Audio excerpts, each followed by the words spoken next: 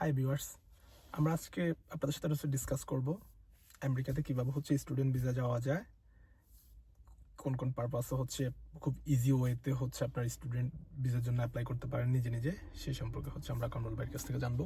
জি আচ্ছা, প্রথমে যদি বলি কেন ইউএসএ গ্লোবালি যদি চিন্তা করি, ইউএসএ একটা ইকোনমিক হাব এবং সেখানে জব স্যালারি স্ট্রাকচার অনেক ভালো, হাই স্যালারি প্রোভাইড করে ওরা। ডেফিনেটলি যাদের স্কিল আছে, স্কিলফুল যারা, তাদের ক্ষেত্রে তার জন্য নর্মালি ইউএসএ মানুষ চুজ করে। আচ্ছা, ইউএসএর জন্য বেসিক রিকোয়ারমেন্টটা কি আসলে? আমরা যেহেতু স্টাডি পারপাস নিয়ে কথা বলতেছি, বেসিক রিকোয়ারমেন্ট যেটা আপনার একটা স্ট্রং ব্যাকগ্রাউন্ড, এটা হতে পারে যদি আপনি ব্যাচেলারে যান অথবা মাস্টার্সে যান, পিএইচডির জন্য যান, আপনার স্ট্রং একটা ব্যাকগ্রাউন্ড থাকতে হবে প্রথমত। তারপরে আপনার টেস্ট স্কোর, ইংলিশ প্রফিসিয়েন্সি, সেটা আইএলটিএস, জিআরই হতে পারে। তারপর হচ্ছে আপনার ব্যাংক সলভেন্সি বা আপনার যে স্পন্সর হবে তার এফিসিয়েন্ট ব্যালেন্স আছে কিনা, এই মেইনগুলো যদি ঠিক থাকে তাহলে আপনি অ্যাপ্লিকেবল। আচ্ছা, আপনি কিভাবে নিজে নিজে ভার্সিটিতে অ্যাপ্লাই করছিলেন? ওকে, ভার্সিটি সিলেকশনের ক্ষেত্রে এটা প্রথমে মাথায় রাখতে হবে আপনার ব্যাকগ্রাউন্ড কি। আপনার ব্যাকগ্রাউন্ড রিলেটেড সাবজেক্ট চুজ করবেন। সেক্ষেত্রে আপনি অনলাইনে অনেক পোর্টাল আছে, এগুলো প্রোভাইড করে ওরা, ওই অনলাইনে সার্চ দেখতে পারেন। প্রথমত ভার্সিটি এবং আপনি কোন সাবজেক্টে পড়তে চান, ওই ভার্সিটিতে প্রোভাইড করে কিনা সেটা সার্চিং করবেন, এবং টিউশন ফি কীরকম, আপনাকে স্কলারশিপ দিবে কিনা, দিলে কতটুকু দিতে পারে, এইগুলা অ্যানালাইসিস করে তারপর আপনাকে চুজ করতে হবে একটা দুইটা বা আপনার ইচ্ছে মতো কয়েকটা ভার্সিটিতে অ্যাপ্লাই করবেন। আচ্ছা আচ্ছা আচ্ছা, দেন আমার আচ্ছা, এখন কোয়েশ্চেনটা সাপোজ ধরুন ভার্সিটি সিলেক্ট করলো, সাবজেক্ট সিলেক্ট করলো, সবকিছু করলো, ওই ভার্সিটির সাথে ওই সাবজেক্ট পাচ্ছে যেটা ও খুঁজতেছে, যার ওর ব্যাকগ্রাউন্ড যে সাবজেক্টে ছিল।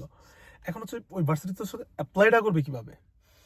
ওকে, প্রত্যেকটা ভার্সিটির ওয়েবসাইটে তাদের অ্যাপ্লিকেশন লিঙ্ক দেওয়া থাকে, এবং ইউএস এর ক্ষেত্রে অ্যাপ্লিকেশনের কমন কয়েকটা ওয়েবসাইট আছে, যে ওয়েবসাইটগুলো তাদের ভার্সিটির ওয়েবসাইটে লিঙ্ক দেওয়া থাকে এবং স্ট্রাকচার সেম। যেহেতু আপনি ভার্সিটি সিলেক্ট করতে পেরেছেন, অবশ্যই আপনি ওই ভার্সিটির হোম পেজে আপনি ঢুকতে পেরেছেন। ওই হোম পেজে অ্যাপ্লিকেশন লিঙ্ক আছে, ওই অ্যাপ্লিকেশন লিঙ্কে ক্লিক করলে আপনি সব ডিটেলস ডকুমেন্টস সাবমিট করার পর দেন আপনাকে পেমেন্ট করতে হয়।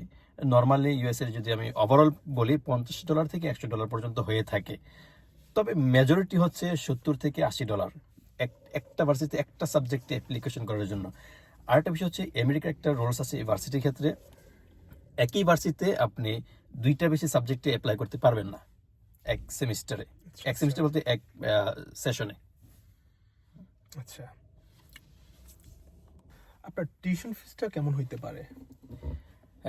ইউএসএ একটু এক্সপেন্সিভ জাপানের তুলনায়, তবে তিনটা ক্যাটাগরিতে আছে ইউএসএতে। যদি আপনার কমিউনিটি কলেজ হয়, তবে কমিউনিটি কলেজগুলো হলে তবে নর্মালি $6,000 থেকে $12,000 পর্যন্ত হতে পারে পার ইয়ার। আর যদি পাবলিক ভার্সিটি হয়, সেক্ষেত্রে $15,000 থেকে $30,000 নর্মালি, আমি নর্মাল হিসাব করছি, $15,000 থেকে $30,000 পর্যন্ত হতে পারে। এর বেশিও আছে, ওইগুলো বলছি না, নর্মাল আমরা যেগুলোতে যাই ওইগুলোর কথাই বলছি। 15 থেকে পাবলিক ভার্সিটি $15,000 থেকে $30,000 পার ইয়ার, এবং প্রাইভেট ভার্সিটিগুলোতে নর্মালি $25,000 থেকে $50,000 প্লাস পার ইয়ার। তবে আরেকটা কথা হচ্ছে যে এখানে অনেক প্রায় ম্যাক্সিমাম স্টুডেন্টরাই ওই জায়গায় স্কলারশিপ পেয়ে থাকে মেরিট বেসড, তো এতটা ওয়ারিড হওয়ার কারণ নাই যে আপনি টিউশন পে করতে পারবেন কি পারবেন না। সবাই পারছে, আশা করি আপনিও পারবেন যারা চিন্তা করছেন ইউএসএতে যাবেন। আচ্ছা আচ্ছা, এখন আমার আরেকটা কোয়েশ্চেন যে স্টুডেন্ট ভিসার জন্য অ্যাপ্লাই করবে, ও ভিসা পাওয়ার আগে কি কি লাইক প্র্যাকটিসগুলো করতে পারে, বা কি কি স্টেপ নিতে পারে, প্রিপারেশনটা কি হবে? হ্যাঁ, আরেকটা প্রশ্ন আমি করি, সেটা হচ্ছে যে অ্যাপ্লাই করার পর তাকে ভার্সিটি থেকে অ্যালাউ করবে। যদি একটা ভার্সিটি করে তাহলে তো একটাতে হইলে হতে পারে, না হইলে হতে পারে। যদি একাধিক ভার্সিটিতে করে, সেক্ষেত্রে একাধিক ভার্সিটি থেকে সে অ্যালাউ হয়, তারপর তাকে I-20 জন্য বলা হয়, I-20 ইস্যুর জন্য। আচ্ছা আচ্ছা আচ্ছা, এটা I-20 ভার্সিটি থেকে প্রোভাইড করে, ভার্সিটি এবং ইউএস ইমিগ্রেশন দুইটার কম্বাইন। তো I-20 ইস্যু হওয়ার পর তখন তাকে ভিসার জন্য প্রিপারেশন নিতে হয়। তো তো ভিসার প্রিপারেশনের ক্ষেত্রে প্রথমে আসে যে I-20 একটা সেভিস নাম্বার থাকে, তাকে সেভিস ফি পে করতে হয়। এটা ইউএস একটা ওয়েবসাইট। আচ্ছা আচ্ছা, সেভিস ফির ফর্মটার নাম হচ্ছে I-901। নর্মালি I-901 ওই ফর্ম, এটা ইউএস একটা কোড। এই ফর্মটা ফিল আপ করে তারপরে পে করতে হয়। নর্মালি ওইটার ফি হচ্ছে $350। ওইটা পে করার পর এটা আগে পরেও করা যায়। তারপর হচ্ছে 160 ফর্ম, এম্বাসিতে পে করার জন্য, ইন্টারভিউর জন্য 160 ফর্ম, DS 160 ফর্ম আপনাকে ফিল আপ করতে হয় প্রথমে। তো DS 160 ফর্মের মেয়াদ থাকে 30 দিন। আপনি যখন থেকে লগ ইন করবেন সেখানে আপনার একটা আইডি থাকবে, ওইটা মেয়াদ থাকে 30 দিন। নর্মালি প্রায় 30 দিন মতোই লাগে যারা প্রথম দিকে করে।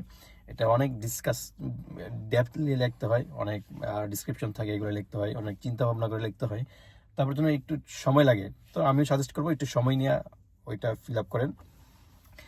ওইটা করার পরে আপনাকে এম্বাসি ফি দিতে হয় একটা।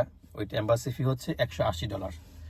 তো এম্বাসি ফি দেওয়ার পরে আপনি যদি আপনি সার্ভিস ফি পে না করে থাকেন, পে করবেন। আগে পে করে থাকলে তো কোনো সমস্যা নাই।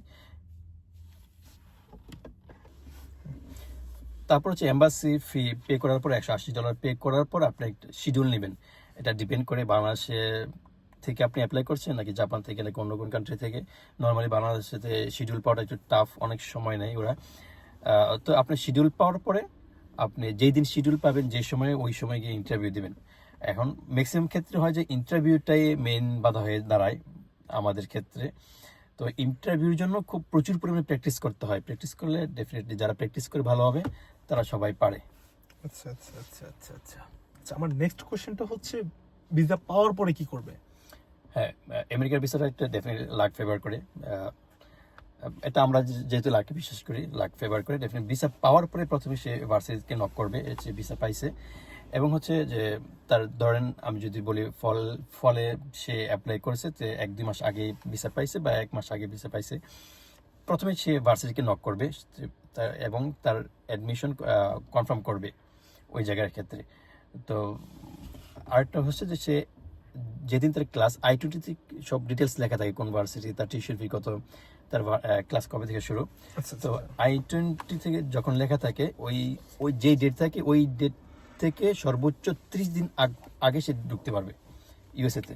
আচ্ছা তারপর ঢুকার পরে সে ভার্সিটিতে যাবে, আগে থেকে তো কন্ট্যাক্ট করবে ইমিগ্রেশন পাস করে। ইউএসএতে ইমিগ্রেশন পাস করার পর সে ভার্সিটিতে কন্ট্যাক্ট করলে ভার্সিটি তাকে গাইড দিবে কীভাবে ভার্সিটি যাবে, অথবা তার কি আগে থেকে পরিচিত থাকলে সেখানে গিয়ে উঠবে, বা যেখানে যেভাবে যাইতে পারে। আর এটাই নর্মালি হয়।